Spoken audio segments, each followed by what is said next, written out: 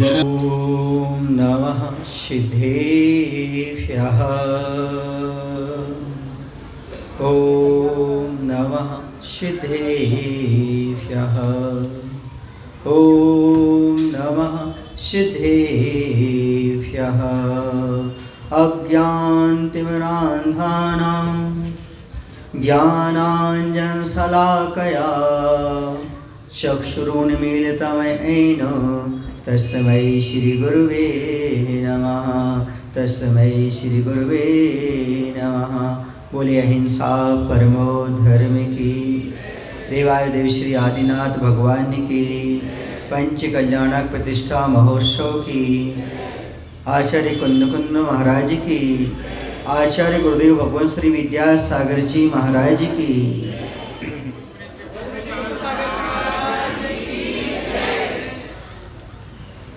आज सभी लोग यहाँ पर उपस्थित हुए हैं और भगवान का जन्म कल्याणक मना रहे हैं।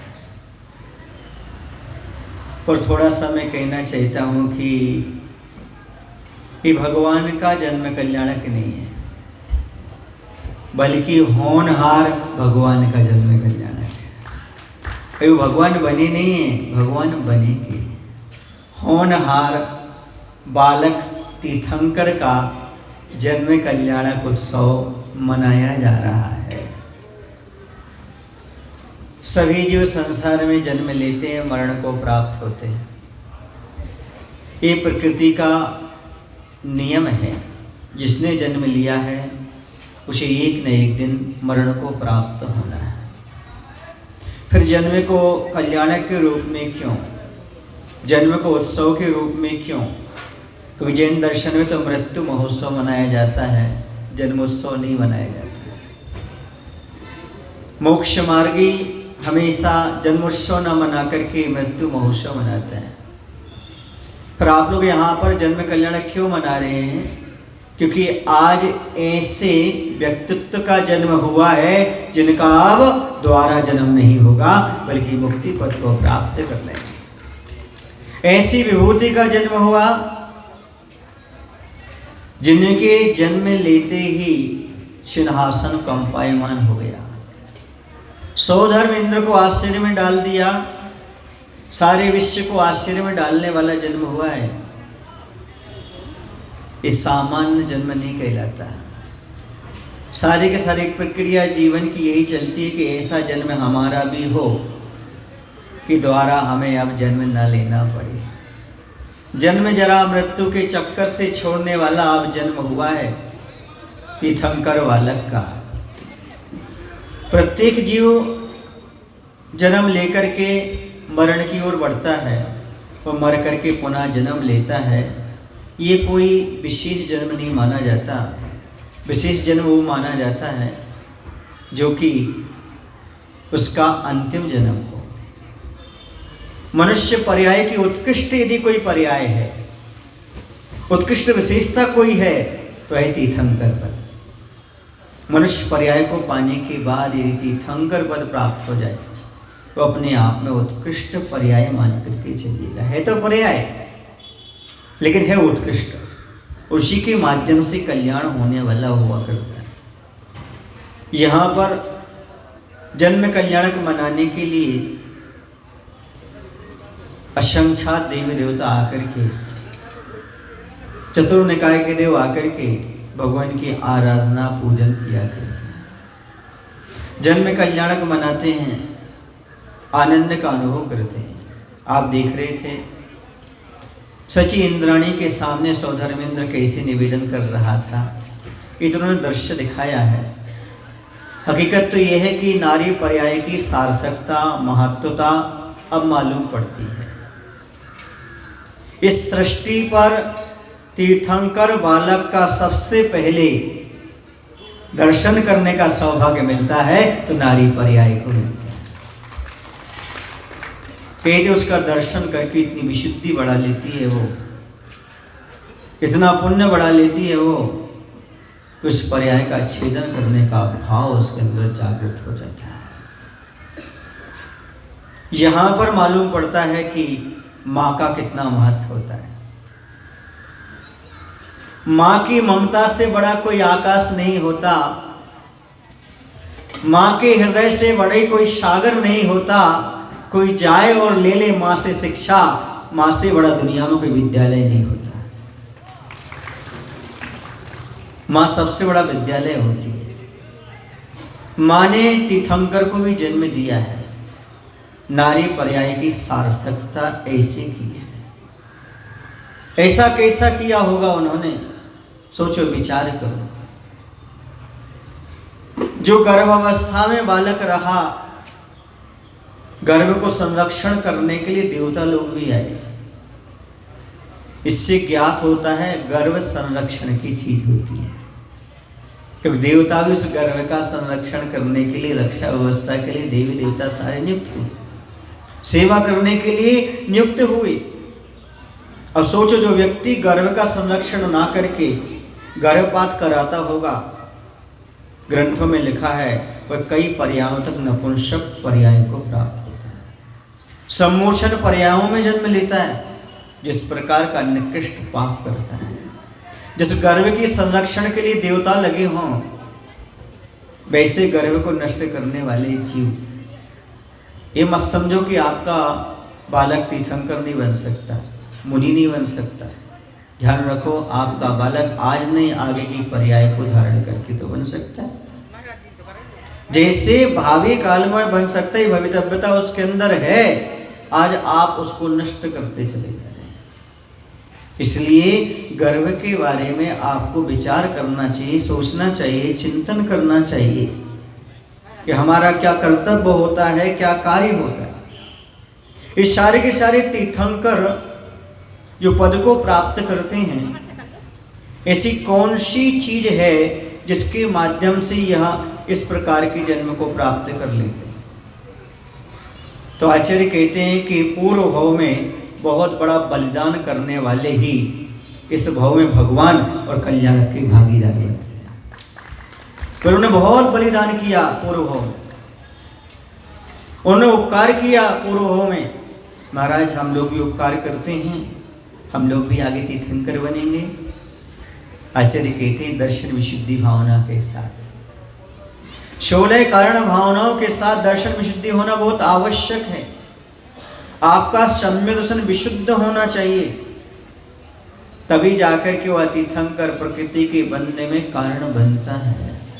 सारी क्रियाएं जो हैं देवशास्त्र गुरु के प्रति अटूट श्रद्धा के बाद ही तीर्थंकर प्रकृति का बनने में सहयोगी होती है। जब तक देवशास्त्र गुरु के प्रति अटूट श्रद्धा नहीं हो जाएगा, तब तक ध्यान रखो आपकी भावनाएं, उपकार की भावना, सेवा की भावना वो और कुछ करा सकती हैं, लेकिन तीर्थंकर प्रकृति का बंध नहीं करा सकती। साधु समाधि वैया वृत्ति, अपनी शक्ति के अनुसार तप और त्याग करना, दान करना, स्वाध्याय करना, विनय संपन्नता, विनय को अपने पास रखना, ये सारी चीजें जब तक आपके अंदर नहीं आएंगी तब तक इस प्रकार का महान पद प्राप्त होने वाला नहीं है। ये सब चीजें आपके अंदर उत्पन्न होना चाहिए, तब जाकर के ऐसा व्यक्तित्व का धनी बनने का सौभाग्य प्राप्त होता है। आप उपकार तो करते हैं, ऐसा नहीं है कोई ऐसा जीव नहीं बैठे जो उपकार ना करता। फिर महाराज भगवान ने क्या किया? देखो हम में और भगवान में इतना अंतर है। हम उन पर उपकार करते हैं जिनको हम जानते हैं, हम उपकार उन पर करते हैं जो हम पर करते हैं। हमारा उनसे कोई ना कोई स्वार्थ रहता है, तभी हम उपकार के भाव रखते हैं। आपने कभी ऐसे व्यक्ति, अनजान व्यक्ति की मदद की उपकार किया जिसे आप कभी नहीं जानते थे, और रास्ते में कहीं दुखी पड़ा था, आपने उसके लिए मकान दे दिया हो, आपने उसके लिए पैसा दे दिया हो, आपने उसको भोजन पानी कराया हो, बहुत मुश्किल है। बिना संबंध के, बिना पहचान के उपकार करना, सभी जीवों के प्रति उपकार करना, विश्व कल्याण की भावना रखना, ये सबके बस की बात नहीं होती। इसलिए सभी का कल्याण करने की भावना करने वालों के कल्याणक हो जाएगा। देवताओं के भी कल्याण नहीं होते, देवताओं के कल्याणक नहीं होते। सुने ना, देवताओं का कल्याण नहीं होता उस पर्याय से। देवता जिस पर्याय में भी है ना, उससे उनका कल्याण नहीं होता, उनके कल्याणक भी नहीं होते। भले यहाँ से तीर्थंकर प्रकृति का बंद करके गया हो जीव, स्वर्ग में भी है, देव पर्याय में है, पर कल्याणक नहीं होगा। कल्याणक कब होगा?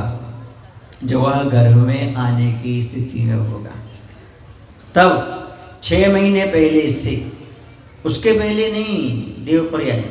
इसलिए देव सारे के सारे उतर करके इस नगरी में आ जाते हैं, अयोध्या नगरी में आते हैं।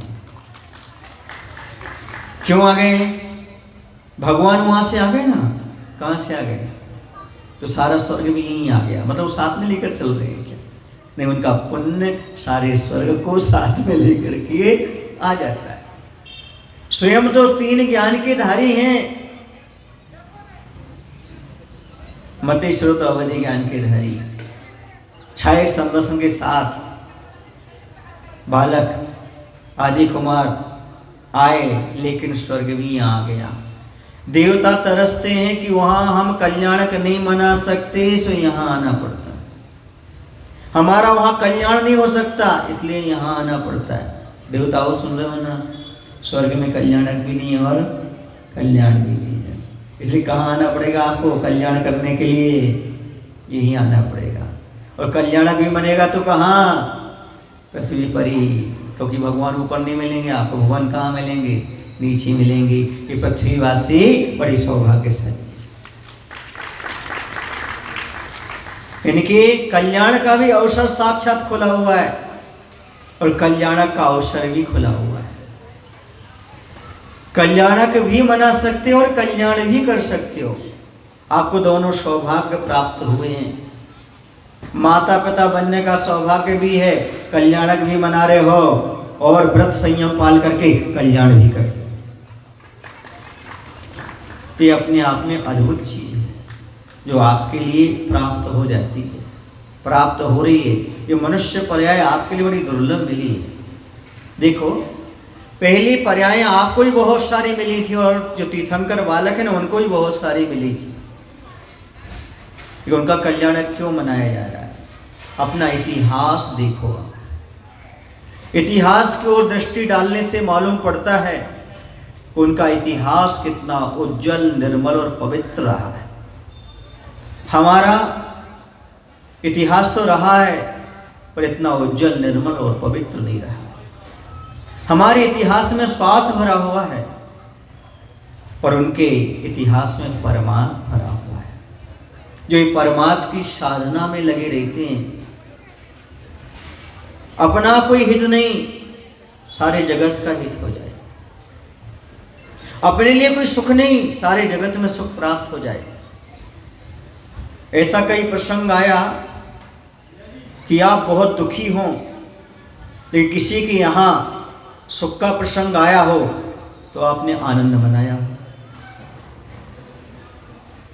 आपके यहाँ दुख का प्रसंग है, लेकिन किसी के यहाँ सुख का प्रसंग है, वहां आपने आनंद मनाया हो उसके सुख में? नहीं, अपना दुखड़ा और उसके सामने सुनाया होगा। कभी ऐसा हुआ आपके जीवन में कि दूसरे व्यक्ति को दुखी देख करके आपने अपने सुख के क्षण, आनंद के क्षण छोड़ करके और वहां जाकर के दुखी हुए? कोरोना काल में कितने लोगों को देखते रहते थे आप लोग अपने मोबाइल में, टीवी में, लेकिन मीठा खाते रहते थे। भोजन करते करते सब देखते चले जाते थे। छूटा क्या वो? दूसरे के दुख देखकर आपने अपना आनंद छोड़ा क्या? आप दुखी हुए क्या? बस यही प्रक्रिया उन्होंने अपनाई थी कि दूसरे के दुख को देखकर अपना आनंद छोड़ करके उसके दुख को दुख करने का भाव बनाया था, तब वह तीर्थंकर बने। हमारे अंदर भी ऐसा ही भाव उत्पन्न होना चाहिए। दूसरे व्यक्ति को दुखी देख करके आप सुखी होते हो, या दूसरे दुखी व्यक्ति को देखकर आप दुखी होते हो, या दूसरे सुखी व्यक्ति को दुख देकर सुखी होते हो, या फिर अपना सुख छोड़ करके दूसरे का दुख दूर करते हो। इन समीकरणों को समझो। तभी तीर्थंकर भगवान का जन्मोत्सव मनाना सार्थक है। उनका उत्सव मनाते समय उनके गुणों की ओर ध्यान दो। उन्होंने किन किन गुणों को अपने जीवन में अपनाया है, यदि उन गुणों को हम अपनाएंगे तो समझो उनका कल्याणक मनाना सार्थक हो जाएगा। व्यक्ति की उपासना के साथ साथ व्यक्तित्व की उपासना करिएगा, उनके गुणों की ओर ध्यान दीजिएगा। पूर्व उन्होंने कितना अच्छा काम किया था, स्वयं सुखी थे, जगत को दुखी देखा, दुखी हो गए। आज व्यक्ति लाखों करोड़ों अरबों रुपए कमा लेता है और सुख की जिंदगी जीता है, लेकिन क्या किसी दुखी को देख करके द्रवित होता है? कभी ऐसा होता है आपने सुख के लिए दूसरे को दुखी कर देता है। मेरे सुख मिलना चाहिए, सामने वाले का कुछ भी हो। आज आप विचार करना कि अब मुझे इस जीवन में जिससे कोई संबंध नहीं, जिसकी कोई पहचान नहीं, जिससे मुझे कोई सम्मान नहीं मिलना, फिर भी मैं उपकार करूंगा, दया के भाव रखूंगा। गाय से आपकी पहचान है क्या? गाय से संबंध है क्या? हाँ, जो घर में है उससे तो है, क्योंकि दूध मिलता है। लेकिन अन्य गाय से उसके प्रति दया का भाव आया, करुणा का भाव आया। आचार्य भगवंत का करुणा का भाव देखो, सैकड़ों गौशालाओं के लिए आशीर्वाद दिया और लाखों गायें पल रही हैं, सब दक्षिण हो रहा है। निश्चित आगे चल करके ऐसे भाव बनाने वाले गुरुदेव तीर्थंकर प्रकृति का वर्णन करें। ऐसा भाव हमारे अंदर जागृत होना चाहिए क्षण प्रति क्षण कि हे भगवान, मैं जैसे बने वैसे, जिससे कोई संबंध नहीं है उसके प्रति भी दया का, करुणा का भाव कैसे बनाऊंगा, कैसे अपने आप को इतना पावरफुल बनाऊंगा कि अपना सुख छोड़ करके, क्योंकि आदमी अपना सुख नहीं छोड़ना चाहता, सुख में होकर मग्न ना फूलें, बहुत कठिन है। आदमी सुख पा करके फूले ना, ऐसा ना आज तक हुआ है और ना आगे हो पाएगा। लेकिन तीर्थंकरों ने पूर्व पर्याय में सब कुछ छोड़ करके दूसरे के दुख को दूर करने का भाव बनाया। इस प्रकार का भाव होने पर ये तीर्थंकर प्रकृति मिली। आप भी ऐसे भाव कि हे भगवान, आगे चल करके मैं भी तीर्थंकर बनूं। ऐसे भाव कि मैं भी ऐसा कोई पुण्य को कमाऊं कि मेरे आंगन में तीर्थंकर लल्ला खेल रहे।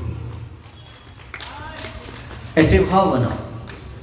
आगे जब हम तीर्थंकर बनेंगे, कल्याण करेंगे, पहले तो हमारे आंगन में ऐसा कोई जीव आना चाहिए जिसके माध्यम से सारी सृष्टि आनंदित हो उठे। कभी कभी ऐसा होता है कि जीव गर्भ में आता है या जन्म लेता है तो परिवार से सुख समृद्धि कम होती चली जाती है। कई बार ऐसा पुत्र जन्म लेता है वह बैरी के रूप में परिवर्तित हो जाता है। राजा सड़किया, कुणिक और भी बहुत सारे उदाहरण मिलते हैं। और कभी कभी ऐसा बच्चा उत्पन्न होता है, सारी कलह समाप्त हो जाती, दरिद्रता समाप्त हो जाती है, उस परिवार की स्थिति फैलने लगती है। ये तो सामान्य से देखने को मिलता है, लेकिन वो कैसे सौभाग्यशाली होंगे जिनके आंगन में गर्भ में आने से 6 महीने पहले रत्नों की वर्षा, 15 महीने तक प्रतिदिन कितने 14.5 करोड़ रत्नों की वर्षा। आप सोचो, विचार करो, एक दिन में इतना, एक कैसा वैभव लेकर के आए। ये जीव के निमित्त से होता है। उसके पहले के परिणाम ऐसे रहे जिन्होंने रत्नों को महत्व नहीं दिया, रत्नों को लुटाया है, रत्नात्रय की आराधना की है पूर्व पर्याय में। कुछ लोगों का तर्क रहता है कि सारे के सारे तीर्थंकर राजा बन गए, तीर्थंकर क्यों बनते, तो गरीब तीर्थंकर क्यों नहीं बनता? जैन दर्शन को उदार होना चाहिए, विशाल होना चाहिए। राजा महाराजा क्यों? क्योंकि पूर्व पर्याय में इतनी पवित्र भावना भाई थी कि चारों पुरुषार्थ प्राप्त होते हैं, अर्थ, धर्म, काम और मोक्ष। उनके पूर्व पर्याय का पुण्य है, ऐसा कमाया था उन्होंने। किस भाव में भी उनको चारों पुरुषार्थ मिलते हैं। हाँ, काम पुरुषार्थ इस हुंडा और सप्तमी काल में उस तीर्थंकरों को नहीं हुआ, बाल ब्रह्मचारी हुए, ये दोष माना गया। बाल ब्रह्मचारी होना दोष माना गया तीर्थंकरों के लिए, क्योंकि तीर्थंकर तो पुण्य लेकर आते तो चारों पुरुषार्थ ही करते हैं, भोगते हैं, सारे पुरुषार्थों को पूर्ण करते हैं, क्योंकि पूर्व पर्याय का पुण्य उनके साथ चलता है। सामान्य जीव ऐसे तीर्थंकर पद को प्राप्त नहीं कर पाते। तीनों लोगों को हिला देने की क्षमता, तीनों लोगों को, ये अद्भुत क्षमता कैसे आई? तीनों लोगों के जीवों के प्रति दया के भाव उत्पन्न होने से, परोपकार के भाव होने से, कल्याण के भाव उत्पन्न होने से इस प्रकार के भाव उत्पन्न हुए। इस प्रकार का परिणाम सामने देखने को मिला है। आप सोच रहे होंगे, विचार कर रहे होंगे। एक बार आचार्य जी ने कहा था, स्वयं कल्याण कर लेना अलग चीज है, लेकिन ऐसा पुण्य बहुत सबके लिए पास नहीं होता कि लाखों का कल्याण करते हुए अपना कल्याण करना। समझ आ रहा है आपको?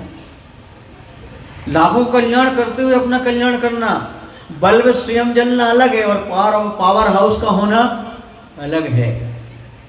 जैसे उस युग में आदिनाथ भगवान आदि का पुण्य था कि स्वयं पावर हाउस थे, स्वयं प्रकाशित थे और लाखों को प्रकाशित कर रहे थे।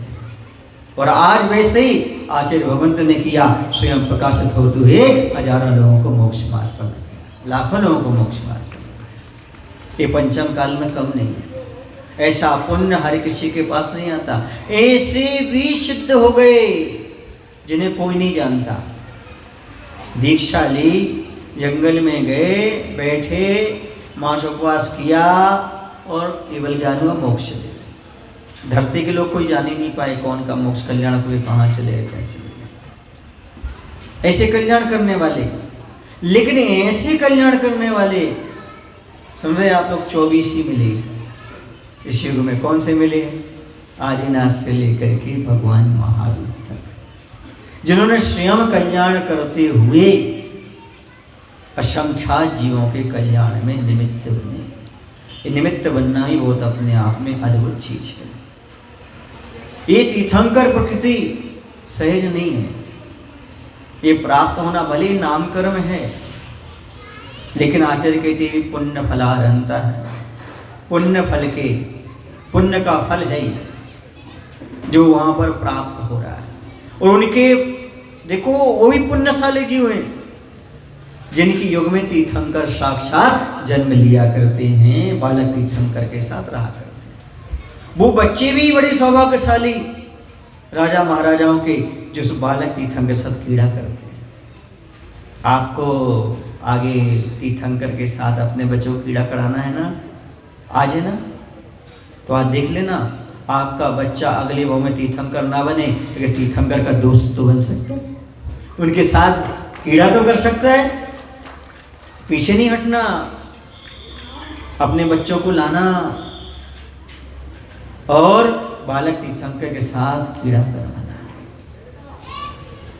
ऐसे भाव करेगा तो आगे चल करके वह तीर्थंकर के युग में जन्म लेगा, उनके परिवार में जन्म लेगा, उनके साथ क्रीड़ा करेगा। आपका बेटा लाखों रुपए बर्बाद करके पता नहीं कहाँ कहाँ क्रीड़ा करता रहता है, किन किन दोस्तों के साथ घूमता रहता है, लेकिन तीर्थंकर की ऐसी कोई संगति नहीं होती। तीर्थंकर के साथ जो होते हैं वो बड़े सौभाग्यशाली होते हैं। और मैं तो कह सकता हूँ वो सौभाग्यशाली आगे चल कर के मुक्ति का लाभ भी प्राप्त करते हैं। क्योंकि तीर्थंकर बालक के साथ हर किसी को खेलने का सौभाग्य नहीं मिल सकता है। आज आपके लिए स्थापना निक्षेप के माध्यम से सारी चीज़ें प्राप्त हो रही हैं। आज चूकना नहीं, पढ़ाई खूब करा लेना कोई बात नहीं है, बच्चों कहीं भी घुमा लेना अलग चीज़ है, लेकिन ये आपको सौभाग्य मिल रहा है तीर्थंकर बालक के साथ अपने बच्चों को खिलाने का सौभाग्य। समझ लेना आप इतने भी सौभाग्यशाली हो जाएंगे और अगले भाव में ऐसा कुछ आपको प्राप्त होगा जहाँ पर तीर्थंकर की माँ होगी वहीं आप भी माँ हो सकते हैं, आप भी पिता हो सकते हैं वहाँ, और आपका बालक वहाँ पर खेलता हुआ नजर आ सकता है। ये भाव का खेल है। परिणामों का खेल है। इसलिए आज सब कुछ छुट्टी दिला करके बच्चों के लिए कम से कम कीड़ा कराने के लिए आने का प्रयास करें। आपके यहाँ जब बालकों का जन्म होता है माँ को कष्ट होता है, लेकिन जब तीर्थंकर बालक का जन्म होता है तब माँ को कोई कष्ट नहीं होता है। उस समय भी आनंद की अनुभूति होती है। अत्यंत सुख देने वाला, माँ को भी बताती अत्यंत सुख देने वाला जन्म है ये, इसे कल्याणक मनाया जा रहा है। हम और आपका जन्म हुआ तो माँ को कष्ट हुआ, हमें भी कष्ट हुआ, आपको भी कष्ट हुआ, लेकिन ये ऐसा जन्म माँ को भी किसी प्रकार का कोई कष्ट नहीं हुआ। कैसा पुण्य होगा, क्योंकि उस जीव ने पूर्व पर्याय में किसी को कष्ट न देने का संकल्प लिया था।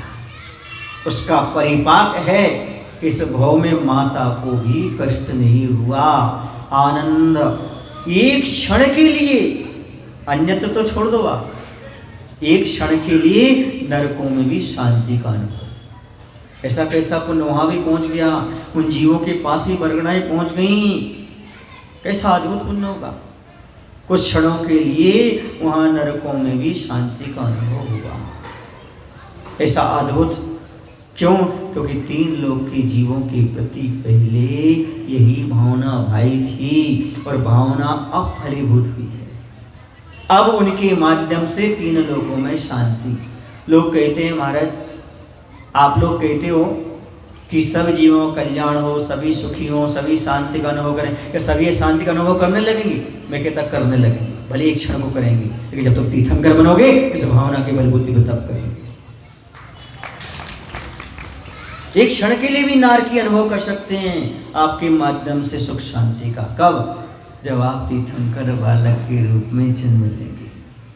ये अद्भुत चीज है, जैन दर्शन में एक अद्भुत चीज है। दरिद्र से दरिद्र व्यक्ति भी तीर्थंकर प्रकृति का बंध कर सकता है, लेकिन उदय तो पुण्य के साथ ही होगा, अमीरी के साथ ही होगा, राजा महाराजा के साथ ही होगा।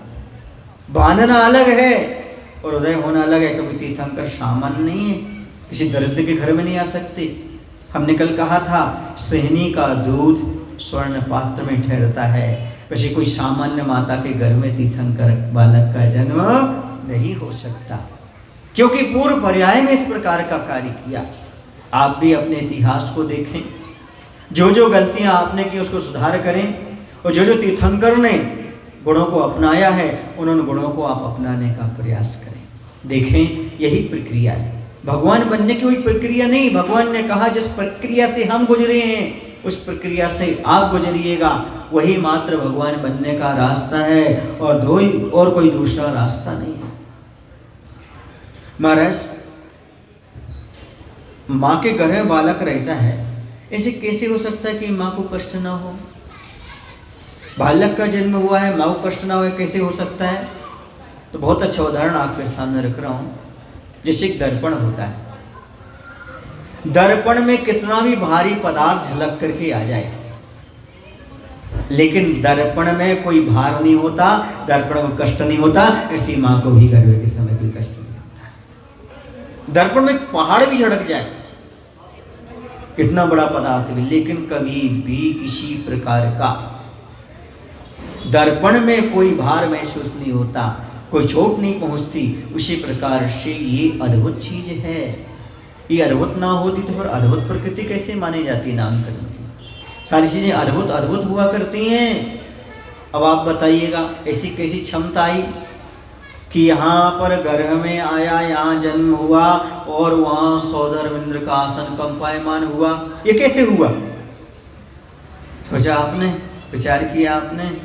सोचो। और अभी देखना आप, जब सुमेरु पर्वत पर जन्माभिषेक के लिए ले जाएंगे तो उसको संदेह उत्पन्न होगा। सौधर्मेंद्र को इतने बड़े बड़े कलश से अभिषेक होगा, कितने गहराई वाले, कितने चौड़ाई वाले, कितने योजन? 100 योजन, 80 योजन, 800 योजन और 500 चौड़ा। इस प्रकार का जब होगा तब आप सोचेंगे, विचार करेंगे, इतना बड़ा होने के बाद आओ बालक के साथ कैसा होगा? माँ भी घबरा जाती है। बालक को, अब माँ को तो मालूम नहीं पड़ता, फिर ही मालूम पड़ता, भाई छोटे बच्चों को कैसे ले जाएं, आपकी माँ तो बहुत जल्दी घबरा जाएगी। और वहाँ ले जाएंगे और ले जाने के बाद अभिषेक करने लगेगा। अरे बालक सह पाएगा कि नहीं इतना बड़ा कलश का पानी? तो बालक क्या करेगा, अवधि ज्ञानी रहता है, थोड़ा सा अंगूठा दबा देता है। क्या दबा देता है? सुमेरु पर्वत हिलने लगता है, सौदारवेंद्र की शंका दूर हो जाती है और जन्माभिषेक संपन्न हो जाता है। एक बात यहाँ पर समझने की है, सची इंद्राणी अभिषेक नहीं करती, जन्माभिषेक भी नहीं करती। बालक तीर्थंकर को छू तो लेती है, लेकिन बालक तीर्थंकर को छूती है, तीर्थंकर को नहीं। और जन्माभिषेक में सुमेरु पर्वत पर देवियां नहीं जाती, कौन जाते हैं? मात्र देवतागण जाते हैं। जन्माभिषेक तो कर सकती थी वो, बोलो ना, क्या छू सकती है, जन्माभिषेक नहीं कर सकती क्या है? त्रैलोक्योपनिषद ग्रंथ में स्पष्ट आया है, बहुत सारे ग्रंथों में ये बात आई, आप पढ़ लेना, देख लेना। दूसरी बात, जब हम नंदीश्वर भक्ति पढ़ते हैं, आचार्य पूज्यपाद स्वामी ने लिखा कि नंदीश्वर द्वीप में सौदारवेंद्र मुखिया बनकर के अभिषेक करता है, अन्य इंद्र पीछे रहती है और इंद्राणियां नृत्य और गान करती है। वहां भी अभिषेक का कहीं भी व्याख्या नहीं आया। गुणगान करने की बात कही गई है, देवियां वहां पर गुणगान किया करती हैं, अभिषेक का व्याख्यान वहां पर नहीं। ये आचार्य पूज्यपाद स्वामी नंदीश्वर भक्ति में कहते हैं, समझ गए? वहां पर वो गुणगान कर सकते हैं, गा सकते हैं, नृत्य कर सकते हैं, लेकिन वहां पर कभी अभिषेक का वहां पर कहीं उल्लेख नहीं आया। तो जन्माभिषेक में भी उल्लेख नहीं, वहां नंदीश्वर द्वीप में भी उल्लेख नहीं, कहीं पर भी उल्लेख इस प्रकार का प्राप्त नहीं होता है। यह आप लोगों को थोड़ी चिंतन करने की बात है। क्यों? क्योंकि आचरण इस प्रकार का लिखा जो हमने आपके सामने रख दिया है। भगवान के पास इतनी क्षमता है, इतनी शक्ति उस समय कब? जब बालक हैं और उनका जन्माभिषेक हो रहा है। देखो कुछ बातें ऐसी होती हैं जो अद्भुत होती हैं, यानी अवधि ज्ञानी की चिंतन में भी नहीं आती। अब देखो ना, सौदारवेंद्र के चिंतन में नहीं आई वो बात कि ये तो भैया तीर्थंकर हैं, संदेह क्या हुआ कि ये इतना बड़ा कलश का ये जल है, कैसे डाले? इसलिए कहते हैं भगवान का पूरा जीवन अचिंतनीय है। अवधि ज्ञानी व्यक्ति के चिंतन में भी उनका पूरा व्यक्तित्व नहीं आता। हम उनका व्याख्यान कैसे करें, उनका कैसे कहें? अब देखिएगा, उनकी जब दिव्य ध्वनि कीर्ति है तो ये जितना जानते हैं अनंत रूप में जानते हैं, है ना, लेकिन वह व्याख्यान कितना कर पाते हैं? दिव्य ध्वनि कितना करता है? अनंतमा भाग। उसको झेल कितना पाते? उसका अनंतमा भाग गर्दन पर वैसे उसका अनंतमा भाग हमारे पास कितना भाग आया आप सोचिएगा।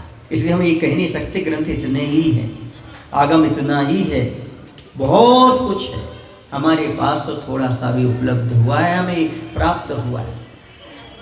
तो मुख्य बात ये कहना चाह रहा हूँ कि मनुष्य पर्याय को प्राप्त करके हमें कुछ ऐसा करना है तीर्थंकर के जन्मोत्सव मनाते हुए कि इनका भी जन्म है, हमारा भी जन्म है, आखिरकार इनका अंतिम जन्म है, हमारे और आगे कितने जन्म हैं। ये कोई नियम नहीं है कि जिस जीव ने जन्म लिया है उसे मरण ही होगा, ये बालक तीर्थंकर बता रहे हैं।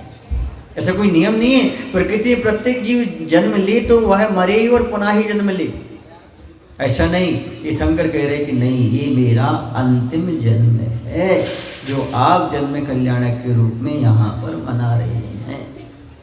ये सबको पता है, अकेले आए थे, अकेले जाना है, लेकिन ये मात्र उसी भाव में तीर्थंकर के साथ घटित होता है। क्यों महाराज? हम लोग किसके साथ जाते हैं?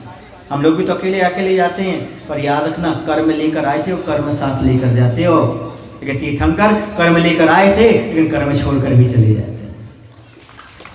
अकेले वो ही हैं बिना कर्म के चले जाते हैं। द्रव्य भाव नौ कर्म सभी कर्मों से रहित होकर के चले जाते हैं। ऐसा उनका हम यहाँ पर जन्मोत्सव मनाने के लिए बैठे हैं। उनका जन्म से ही अतिशय है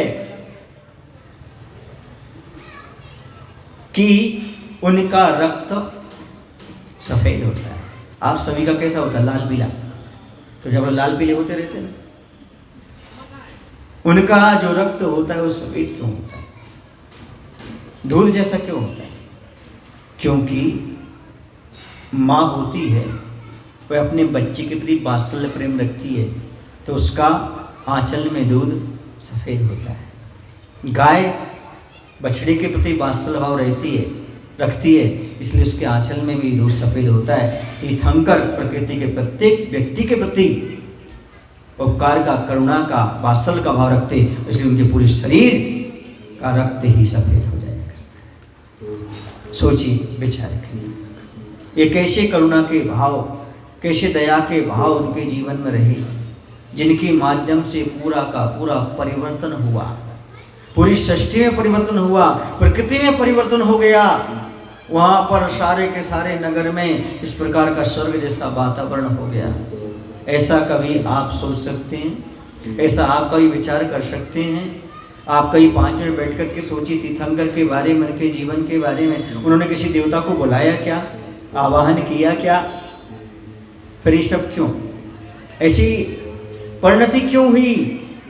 क्योंकि आपके इतिहास में इस प्रकार का कुछ घटित हुआ है, ऐसी कुछ भावनाएं भाई हैं।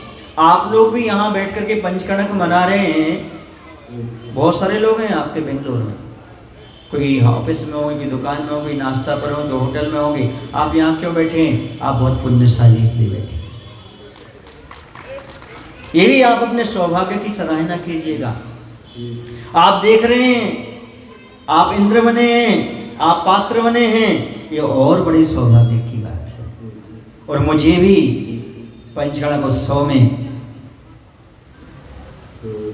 आने का अवसर मिला, ये भी सौभाग्य की बात है। क्योंकि ऐसे महान उत्सव हर किसी को उपलब्ध नहीं होते बंधुओं। बस समझें, मानव पर्याय की उत्कृष्ट जो तीर्थंकर प्रकृति पर्याय है, वह किस प्रकार से प्राप्त होती है, कैसे प्राप्त होती है। 16 कर्ण भावना, व्रत आदि भी आप करते हैं, संकल्प आदि भी करते हैं, दर्शन विशुद्धि के साथ अपने जीवन में इस प्रकार का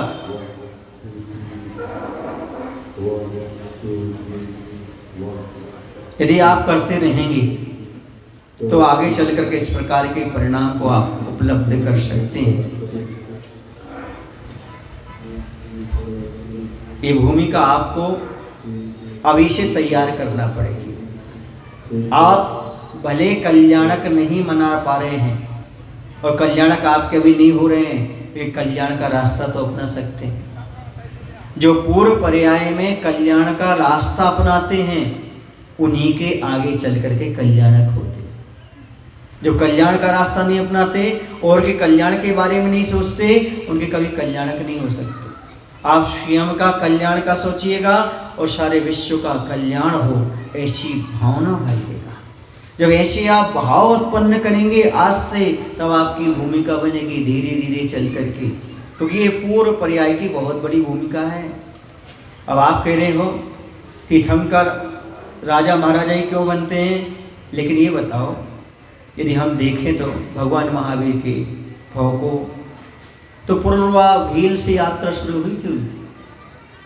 यदि हम देखें तो पार्षद भगवान की यात्रा मरुभूति और कमठ के वहाँ से प्रारंभ हुई थी। ऐसा नहीं है कि मात्र एक ही भाव का फल प्राप्त हो रहा हो, धीरे धीरे धीरे इकट्ठा होता होता होता आकर इस प्रकार का फल देता है।